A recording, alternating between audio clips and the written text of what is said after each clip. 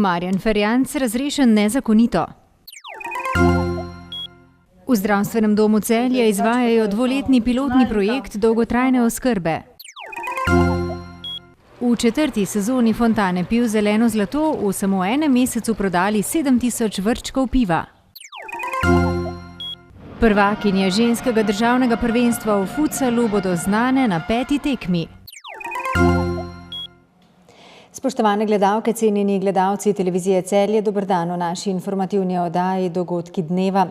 Marjan Ferjanc je bil z mesta direktorja Splošne bolnišnice Celje razrešen nezakonito. Tako je odločilo delovno sodišče Celje, ki je presodilo, da je šlo za nezakonito razrešitev, ni pa ugodilo njegovi zahtevi, da mu je bolnišnica dolžna izplačati okrog 40 000 evrov. To je namreč znesek, ki ga je Ferjanc izgubil z razliko v plači in prispevkih zaradi selitve na novo delovno mesto. Marjan Ferjanc je po razrešitvi vseskozi opozarjal, da je šlo za politično razrešitev, saj je po njegovi oceni bolnišnica v njegovem mandatu poslovala dobro, čeprav so bile razmere v zdravstvu v tem obdobju slabe. Po mnenju Ferjanca je bila razrešitev nezakonita tudi zaradi dejstva, da je o tem odločal samo svet zavoda, saj vlada njegove razrešitve ni predlagala. Še ostajamo pri zdravstvu. V zdravstvenem domu Celje so konec lanskega leta začeli 2-letni pilotni projekt dolgotrajne oskrbe. V okviru tega projekta želijo tistim, ki potrebujejo pomoč pri opravljanju vsakodnevnih opravil, ponuditi čim več dodatnih oziroma novih storitev. V petek bodo ob dnevu možganskega pi svojo dejavnost predstavili tudi v mestnem središču. V petek bo informativna stojnica v mestnem jedru na Zvezdi. Predstavili bomo pa način, kako lahko posameznik pride oziroma odda vlogo v naš sistem in razložili sam potek vstopa. Pilotni projekt dolgotrajne oskrbe se je po prvih mesecih delovanja izkazal za pozitivno dopolnitev obstoječe pomoči na domu. Potrebe na terenu so presegle pričakovanja. Projekt dolgotrajne oskrbe v zdravstvenem domu Celje poteka nekje od novega leta naprej. Prve ocene so se začele delati konec decembra in do sedaj imamo že 502 vloge. Tako da odziv je velik, potrebe v okolju so velike. Bomo rekli, nekako pričakovali smo, ampak toliko pa tudi ne. Eden od ciljev dolgotrajne oskrbe je tudi, da bi starostniki o pomoči lahko čim dlje ostali v poznanem domačem okolju, a dolgotrajna oskrba ni namenjena le starejšim. Na nas se lahko obračajo vsi nad 18 let. Ki potrebujejo pomoč pri opravljanju osnovnih dnevnih opravil, pomožnih dnevnih opravil in pa opravil za ohranjanje samostojnosti. Še vedno bojo ljudje starejši, ki bojo želeli v domove upokojencev. Ne smemo pa pozabiti tudi na srednjo starost, na mlajše, ki pa, bom rekla, nekako so premladi za sprejem v dom upokojencev in pa nekako ne morejo samostojno živeti v svojem okolju. To so invalidi, to so ljudje srednjih let, naprimer po možganski kapi, in vsem tem ljudem tudi nekako pomagamo. S pilotnim projektom skušajo odkriti, po katerih od 50 dodatnih storitev je povpraševanje na terenu, in pripravljajo smernice za nadaljnji razvoj dolgotrajne oskrbe po celotni Sloveniji. Preverjamo najprej vprašalnik NBA, to je orodje, s katerim določamo ta minimalni nivo za vstop upravičenca v dolgotrajno oskrbo. Poleg tega pa nekako, poleg že vseh dosedanjih pomoči, ki so možne na terenu, mi izvajamo dodatne storitve in tudi te storitve testiramo. To je aktivnosti za ohranjanje samostojnosti, tega sedaj ni v sistemu not, se pravi izvajanje fizioterapevtskih storitev, storitev delovnega terapevta, potem določene storitve iz zdravstvene nege, kot je kontrola oziroma nadzor nad vitalnimi funkcijami, nadzor nad jemanjem že pripravljene terapije, hranjenje po nazogastrični sondi in podobne zadeve. Poleg vseh že ustaljenih storitev, ki pa jih določeni že izvajajo na terenu. To je pa pomoč pri umivanju jutranjem, pri oblačenju, slačenju, hranjenju, prinos živil iz trgovine, pomoč pri britju, pri gospodinjskih opravilih in vrsto drugih. Projekt Celjski zdravstveni dom izvaja skupaj z Domom svetega Jožefa, Centrom za socialno delo in javnim zavodom Socio, sodelujejo pa tudi z nekaterimi drugimi podpornimi partnerji. V Žalcu pa so konec marca začeli že s 4. sezono fontane piv Zeleno zlato. V 3 sezonah so do zdaj prodali 145.000 vrčkov, samo v letošnjem aprilu že 7.000. V letošnji sezoni, ki bo trajala do konca oktobra, pa jih želijo prodati najmanj 50.000.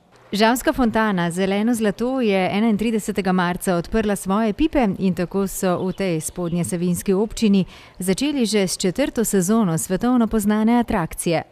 Začeli smo novo sezono, se pravi 4. sezono delovanja fontane piv v Žalcu.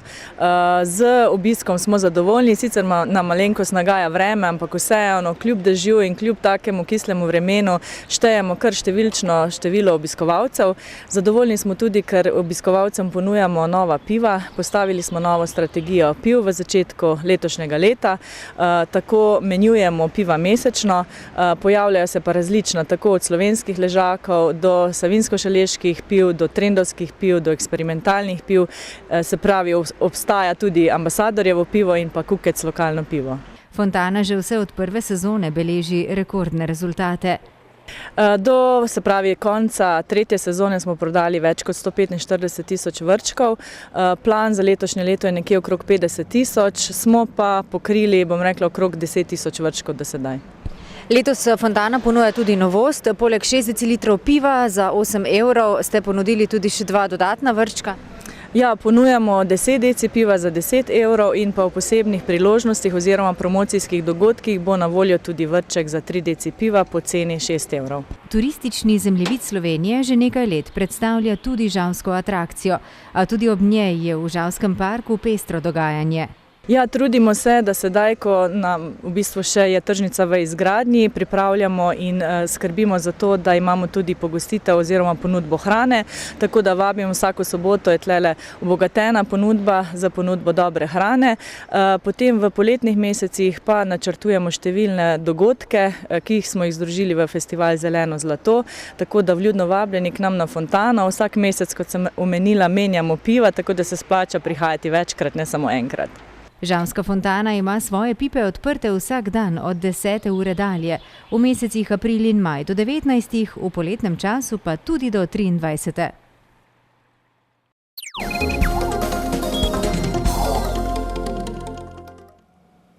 V finalni seriji ženskega državnega prvenstva v futsalu med Slovenskimi Goricami in Celjem bo o naslovu državnih prvakinj odločala 5. tekma v Slovenskih Goricah.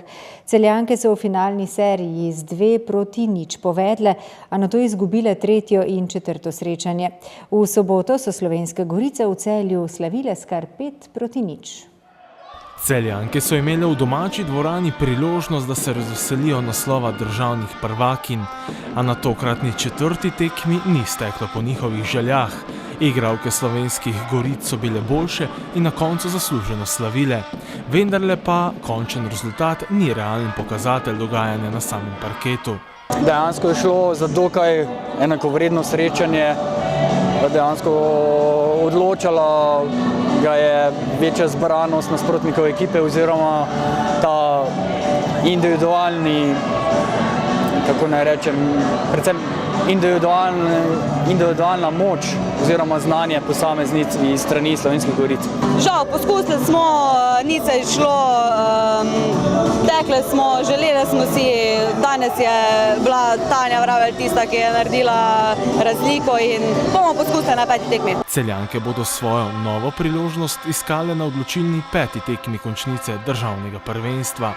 Če bodo v Benediktu slavile, bodo na koncu državne prvakinje, v nasprotnem primeru se bo omenjenega naziva veselila nasprotna ekipa. Obe ekipi imata 50-50 možnosti, spremeniti bomo morali nekaj, kajti mi tečemo, ne prebijemo, zapirajo nam sredino, vse žoge nam v sredini poberejo, treba bo nekaj naštudirati proti njim. Zdaj dejansko je malce problem v sami mentalni pripravi na na tekmo, glede na to, da smo mi bili v tej pozitivni seriji, katera se je zdaj žal obrnala na stran Slovenskih Goric. In kako bodo izgledali ti dnevi in priprava na zadnjo odločilno tekmo? Verjetno se bomo dosti pogovarjali, ker ta psihološka, mentalna priprava je pomembna. Probali bomo igralke dvignati, določene taktične stvari malce nadgraditi, predvsem kako v fazi realizacije sami taktiki napada, kako realizacijo izboljšati oziroma kako doseči gol pred Slovenskimi Goricami. Vse pohvale navijačem, ki so prišli in popolnoma zeleno zasedli našo tribuno. Žal mi je predvsem tudi zaradi njih, da nam ni uspelo, ker nas spodbujajo v dobrem in slabem, ampak nimamo kaj, ne bomo se predali, gremo na zmago na 5. tekmo. Ali bo Celjankam uspelo, bo v Benediktu jasno v petek nekaj pred 22. uro.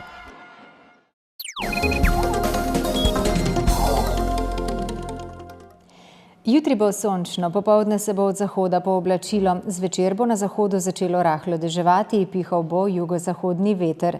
Najnižje jutranje temperature bodo od 0 do 5, na Goriškem in obmorju okoli 8, najvišje dnevne od 14 do 19 stopinj Celzija. V četrtek bo pretežno oblačno s padavinami, deloma plohami ali nevihtami. Dopoldne bo še pihal jugozahodnik, ponekod v višjih legah Primorske pa bo megleno. V petek bo delno jasno, spremenljivo oblačnost, popoldne bodo krajevne plohe. Toliko v naši današnji informativni oddaji. Hvala lepa za vašo pozornost. Bodite z nami tudi jutri. Nasvidenje.